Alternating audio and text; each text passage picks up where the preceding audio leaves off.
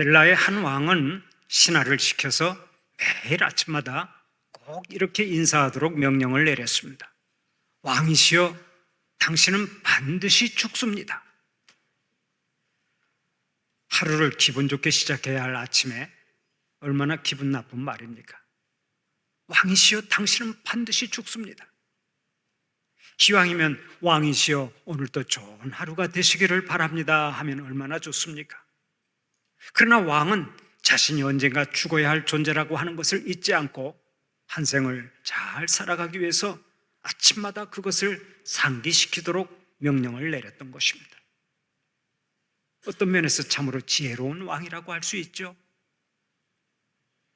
우리도 옆에 있는 성도들과 함께 인사 나눕시다. 성도님은 반드시 죽습니다. 얼버무리지 말고 확실하게 인사하세요. 성도님은 반드시 죽습니다. 이것을 잊지 말고 사십시오.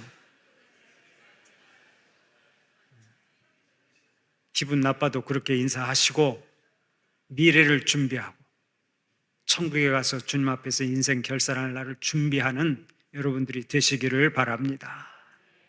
사람은 영원히 사는 존재가 아닙니다. 언젠가는 반드시 인생의 종말이 찾아옵니다. 이 사실을 잊지 않고 오늘을 살아가는 사람이 한 생을 지혜롭게 성공적으로 살아갈 수 있는 것입니다. 항상 종말을 의식하며 사는 것을 종말론적 삶이라고 하는데, 신약의 그리스도인들은 하나같이 종말론적인 삶을 살았습니다. 그들은 종말을 소극적으로 의식한 것이 아니라 항상 적극적으로 종말을 사모했습니다.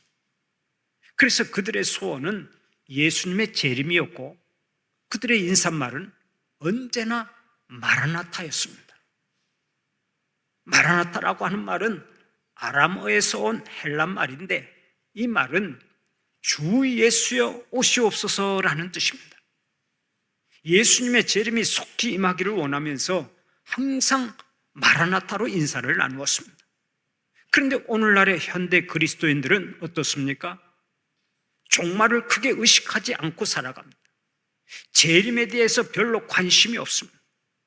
그로 인해 그리스도인들과 세상 사람들의 간격이 아주 좁혀졌고 이제는 구분하기조차 힘들게 되었다고 말하죠. 얼마나 부끄러운 일입니까? 종말론적인 신앙이 없으면 절대로 오늘을 잘 살아갈 수가 없습니다. 그런 의미에서 우리는 오늘의 본문 말씀에 주목해야 합니다. 본문에는 어느 날 갑자기 주인이 청지기를 불러서 셈을 하자고 하는 내용이 나오는데, 셈을 하자는 얘기는 모든 장부들을 정리해서 인수인계하라 하는 뜻입니다.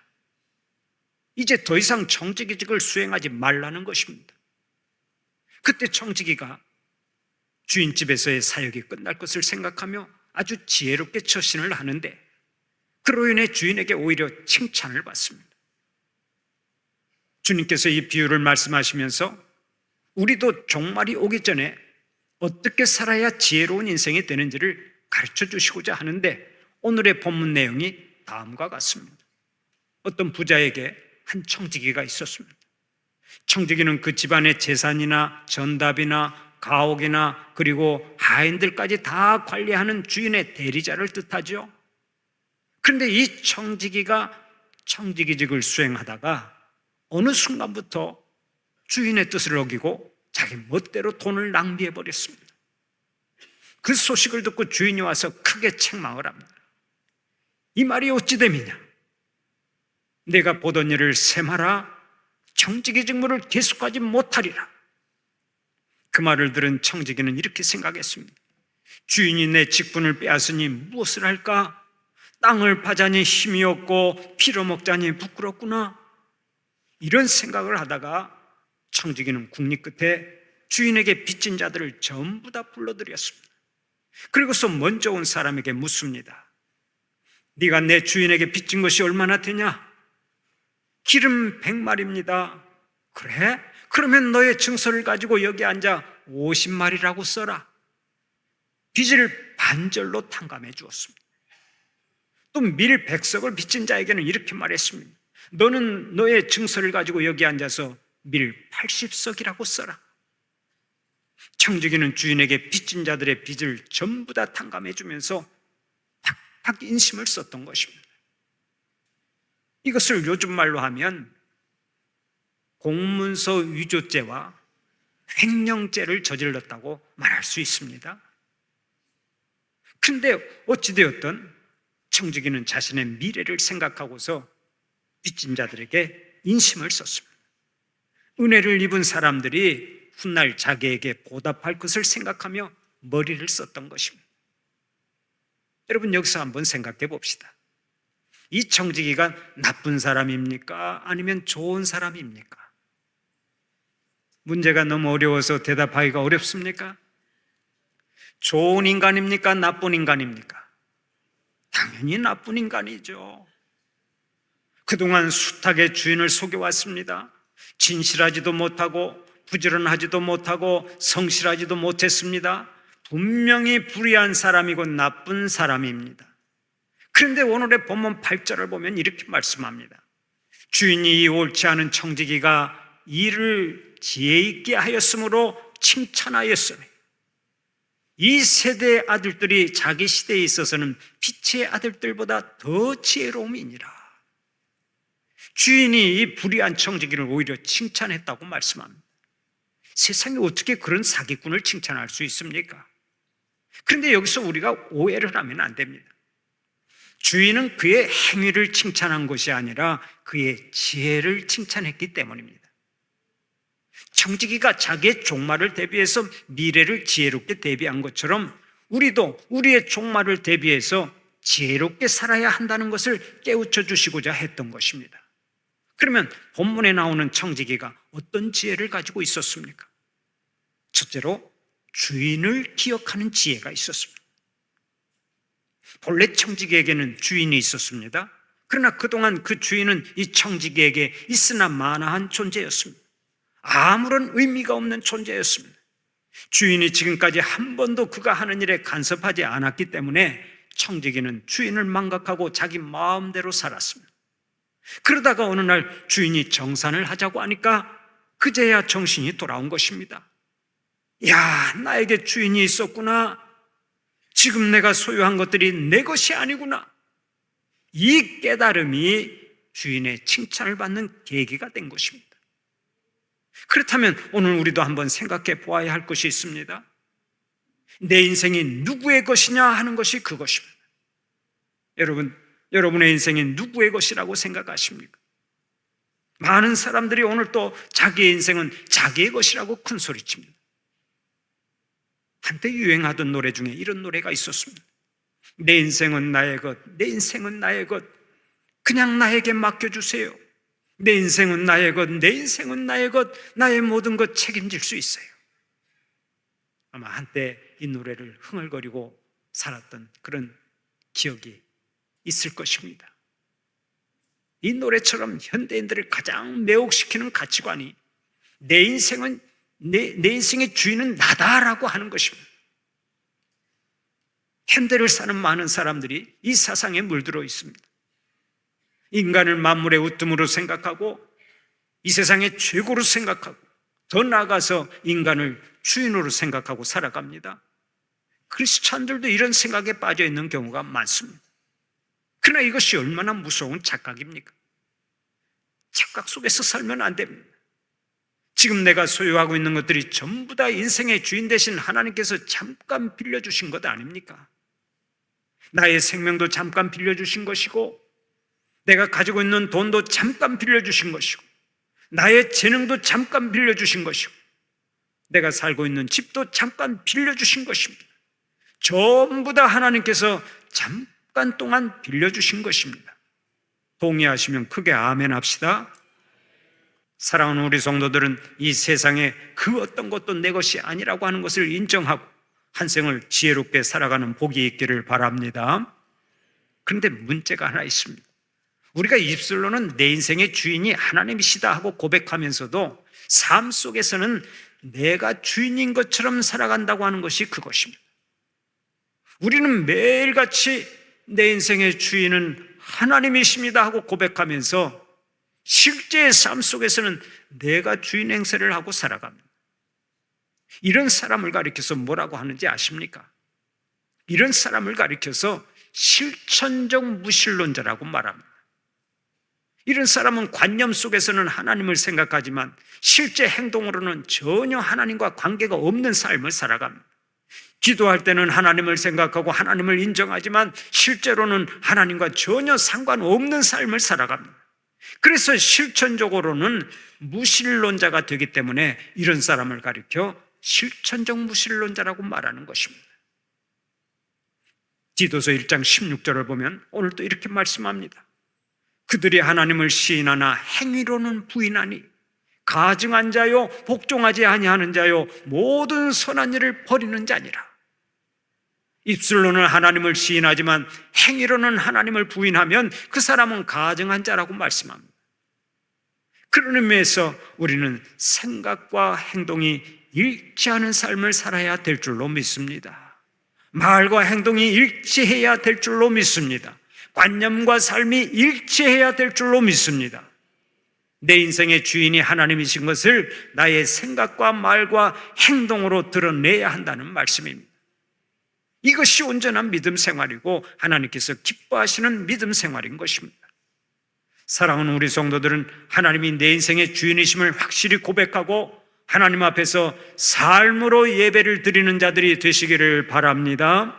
먹든지 마시든지 무엇을 하든지 오직 하나님의 영광을 위해 살아가는 자들이 되시기를 간절히 축원합니다. 두 번째로, 자신이 잘못 살았다고 하는 것을 깨닫는 지혜가 있었습니다. 본문에 나오는 청지기는 주인이 내가 보던 일을 세마라 하고 말하자 그동안의 자신의 삶을 되돌아보았습니다. 자신의 삶을 점검하고 반성했는데 그것이 청지기의 지혜라고 할 수 있습니다. 그리스의 유명한 철학자 소크라테스는 이런 말을 했습니다. 성찰하지 않는 인생은 살 가치가 없다. 자신의 삶을 평가하고 반성하지 않는 인생은 살 가치가 없다는 것입니다. 상당히 뼈가 있는 얘기죠. 인생은 속도가 아니라 방향입니다. 삶의 목적이 바르게 설정된 것이 중요하지 얼마나 빨리 목표를 달성하느냐가 중요한 것이 아니라는 말씀입니다. 그렇다면 오늘 여러분의 삶의 목적은 무엇입니까? 여러분의 삶의 방향은 어디를 향하고 있습니까? 순천 출신의 문학가 정채봉 선생의 저서 멀리 가는 향기라는 책을 보면 이런 이야기가 나옵니다. 1960년대에 서울로 올라온 한 시골 청년이 서울 사람들이 사는 모습을 보고 고향에 있는 친구에게 편지를 보냅니다. 서울 사람들의 삶의 목표는 오직 일자리를 구하는 데 있는 것 같다. 모두가 일자리를 찾느라 애쓰고 있다. 1970년대에 들어서자 이 청년은 다시 고향 친구에게 편지를 씁니다. 서울 사람들의 삶의 목표는 오직 돈에 있는 것 같다. 돈을 벌기 위해서라면 수단과 방법을 가리지 않는다. 이것이 그의 눈에 비친 서울 사람들의 모습이었습니다. 그러다가 1980년대에 들어서자 이 청년은 친구에게 다시 편지를 보냅니다. 지금 서울 사람들의 삶의 목표는 권력에 있는 것 같다. 권력을 잡기 위해 가진 노력을 다한다. 권력이면 모든 일이 다 될 것처럼 생각한 나머지 그 권력을 잡기 위해 수단과 방법을 가리지 않고 힘쓴다. 그 1990년대에 들어서면서 다시 편지를 써서 보냅니다.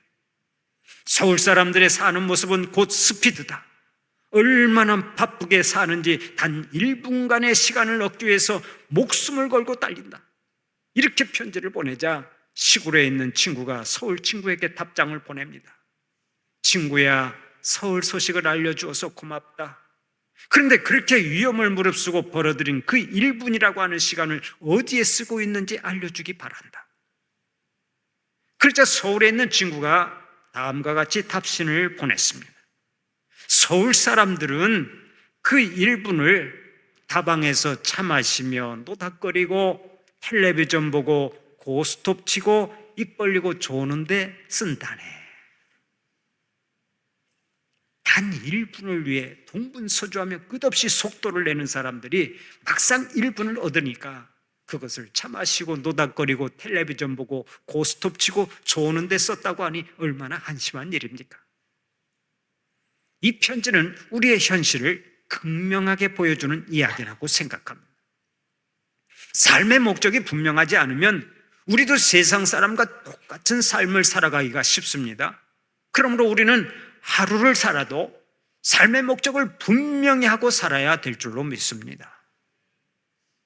히브리 사람들의 지혜를 모아놓은 탈무드는 인간을 평가하는 기준에 3가지가 있다고 말합니다. 그 3가지가 히브리 말로 키소, 코소, 카소라고 하는데, 첫 번째 나오는 키소는 돈을 넣는 주머니를 말합니다. 그러니까 돈을 어디에 어떻게 쓰고 있느냐 하는 것이 그 사람을 평가할 수 있는 기준이 된다는 것입니다. 그렇다면 오늘 여기 계신 여러분들은 지난 세월 동안 돈을 어디에다 어떤 기준으로 쓰고 살아오셨습니까? 돈을 어디에 어떻게 쓰느냐 하는 것이 바로 그 사람을 평가할 수 있는 기준이 되는 것입니다. 그래서 존 웨슬리 목사는 이렇게 말한 적이 있습니다. 사람의 진정한 회개는 지갑의 회개다. 돈을 쓰는 우선순위가 어디에 있느냐에 따라 그 사람의 수준이 정해지는 것입니다. 두 번째로 나오는 코소는 술잔이라고 하는 말로서 향락을 의미합니다. 사람은 무엇을 즐기고 무엇에 빠져 있고 무엇에 마음을 빼앗기고 있느냐 하는 것이 그 사람을 평가하는 기준이 된다는 것입니다. 그렇습니다. 지금 내가 가장 소중하게 생각하며 즐기고 있는 일이 내 인생을 평가하는 기준이 되는 것입니다. 세 번째로 나오는 가소는 인내력을 의미합니다. 다시 말하면 자기를 얼마나 억제할 수 있느냐 하는 것입니다. 흔히 우리가 가지고 있는 고통 가운데 가장 참을 수 없는 고통이 후회라고 말하는 사람들이 많습니다. 그때 내가 그 말을 하지 말았어야 했는데, 그때 그 길로 가지 말았어야 했는데, 그때 그 사람을 용서해 주어야 했는데, 그때 그 사람과 싸우지 말아야 했는데, 이런 후회가 가장 마음을 아프게 만드는 것인데, 그런 의미에서 사람의 인내력은 그 사람을 평가하는 기준이 되는 것입니다. 여러분, 오늘 여러분의 현 주소는 어디에 있습니까? 어디에 가치를 두고 살아오셨습니까? 항상 바쁘다는 핑계로 삶의 목적도 없이 이리 뛰고 저리 뛰면 절대로 안 됩니다. 돈이 인생의 목적이 되거나 향락이 인생의 목적이 되면 안 됩니다. 사랑하는 우리 성도들은 삶의 목적을 분명히 하고 살아가시기를 바랍니다. 우리는 먹든지 마시든지 무엇을 하든지 하나님의 영광을 높이 드러내는 것이 삶의 목적이고, 영원토록 하나님을 즐거워하는 것이 삶의 목적이 되어야 하는 것입니다. 우리가 하나님 앞에 서면 하나님께서는 우리에게 분명히 물어보실 것입니다. 너는 내가 빌려준 것 가지고 한 생을 어떻게 살았냐? 하늘에 쌓아둔 보물은 얼마나 되냐? 나를 위해서 얼마나 선하고 의롭게 살았느냐? 사랑하는 우리 성도들은 하나님의 이 질문에 당당하게 대답할 수 있도록 한 생을 성공적으로 살아가시기를 축원합니다. 마지막으로 남아있는 시간을 선용하는 지혜가 있었습니다. 청지기는 남아있는 시간, 남아있는 기회를 선용하는 지혜를 가지고 있었습니다. 그때까지 자신이 하지 못했던 것과 실패했던 것에 얽매이지 않고 남은 시간을 잘 활용했습니다. 이미 지나간 것에 대해서는 일체 미련을 두지 않고 남은 시간을 선용했다는 얘기입니다. 바로 그것 때문에 주인의 칭찬을 받은 것입니다.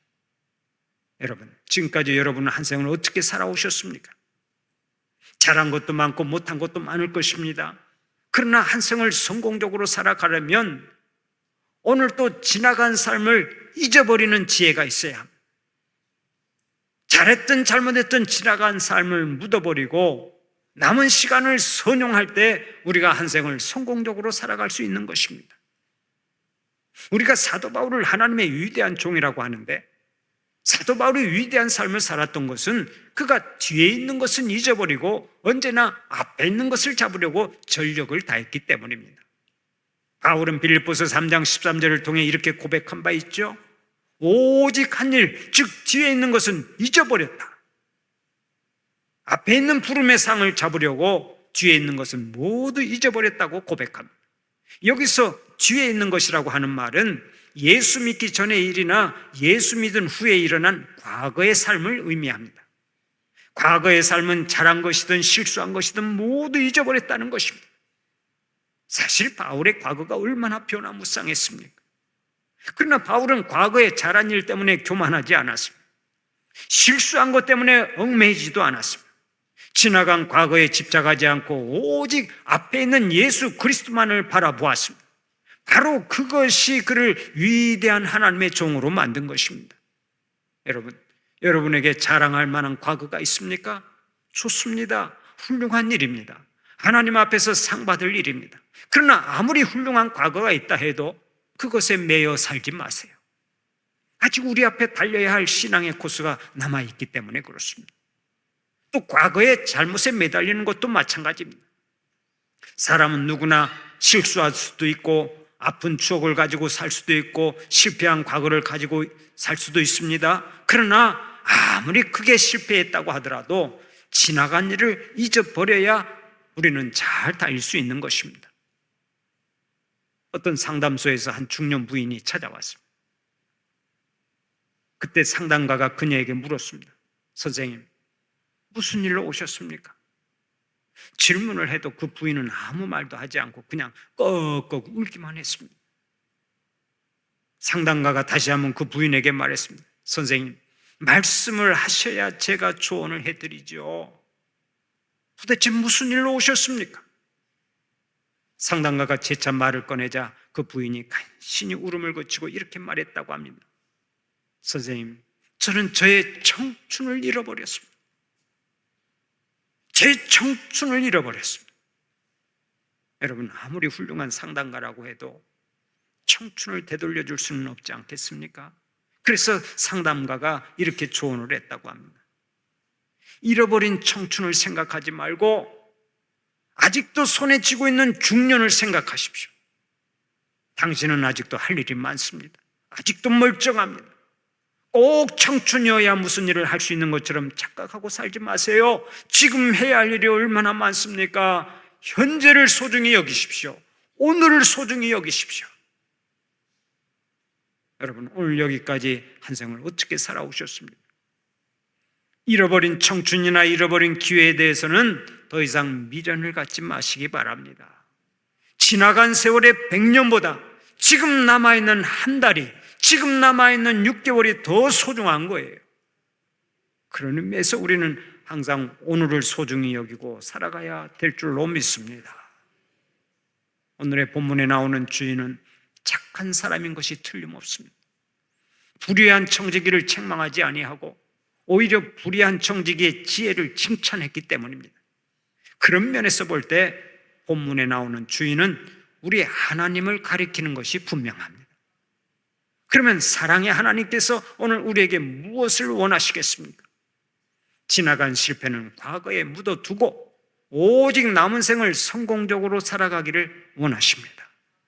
사랑하는 우리 성도들은 오직 하나님이 내 인생의 주인인 것을 고백하며 남은 생을 잘 일구어서 범사에 승리하고 하나님의 영광을 높이 드러내는 자들이 되시기를 간절히 축원합니다.